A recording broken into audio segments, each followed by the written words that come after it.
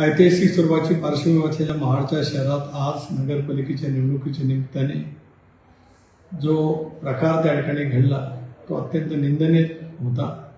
याचा मी तीव्र शब्दामध्ये निषेध करतो. सकाळपासूनच नामदार पुत्र त्या ठिकाणी लवाजमासह संबंध शहरामध्ये फिरत होते. मतदान केंद्रात जाऊन निवडणूक निर्णय अधिकाऱ्यांच्या जवळ सुद्धा वाद उज्जत काहीतरी घालत होते. निवडणूक आयोगाच्या नियमानुसार मतदान केंद्रामध्ये फक्त उमेदवारांचा प्रतिनिधी किंवा त्यांचे पोलिंग एजंट यांना त्या ठिकाणी प्रवेश असतो. त्याच्यामुळे या कायद्याचा भंग त्याने अगोदरच त्या ठिकाणी केलेला आहे. दुसरी घटना जी काही घडली, त्यांनी जे काही आरोप केले त्या आरोपाची सखोल चौकशी जिल्हा पोलीस अधीक्षक यांना मी स्वतः विनंती केली. काही घटनास्थळी पोचल्या, त्यांनी त्याची सखोल चौकशी पूर्णपणे करावी.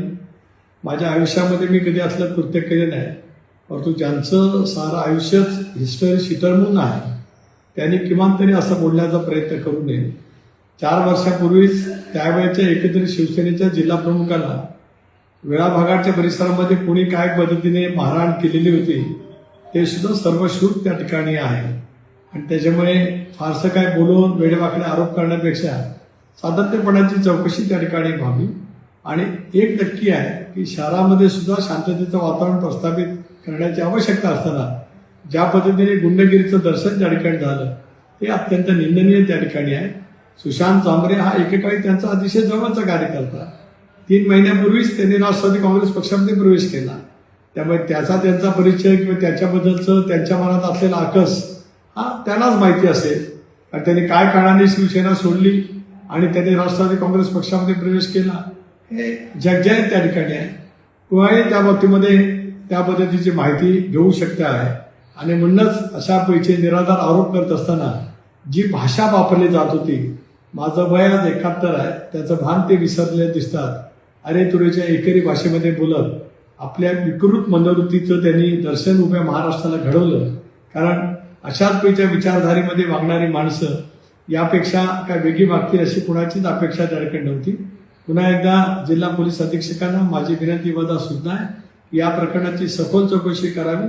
जे दोषी असतील त्यांच्यावरती कारवाई करावी. आणि जे हिस्टरी शीटर असतील त्यांची यापूर्वीची सुद्धा हिस्टरी समजून घेत त्याच्याबद्दलची सुद्धा पुढील कारवाई त्या ठिकाणी करण्यात यावी अशीच माझी या निमित्ताने विनंती आहे. माझा या प्रकरणाशी दुरान्वय संबंध नाही. रायगडची जनता त्या ठिकाणी पाहते आहे. मी सकाळपासून रोहा श्रीवर्धनच्या नगरपालिकेच्या निमित्ताने मतदारांना माझ्या सहकार्यानं भेटण्यासाठी त्या ठिकाणी गेलेलो होतो. हे सर्वांना त्या ठिकाणी ज्ञात आहे. आणि म्हणूनच स्वतः कृत्य करायचं आणि दुसऱ्यांच्या वरती त्या पद्धतीचे गलिच्छ आरोप करायचे हा धंदा आयुष्यभर त्यांनी त्या ठिकाणी नेहमीच केलेला आहे. यापेक्षा मला अधिक काही सांगायचं नाही.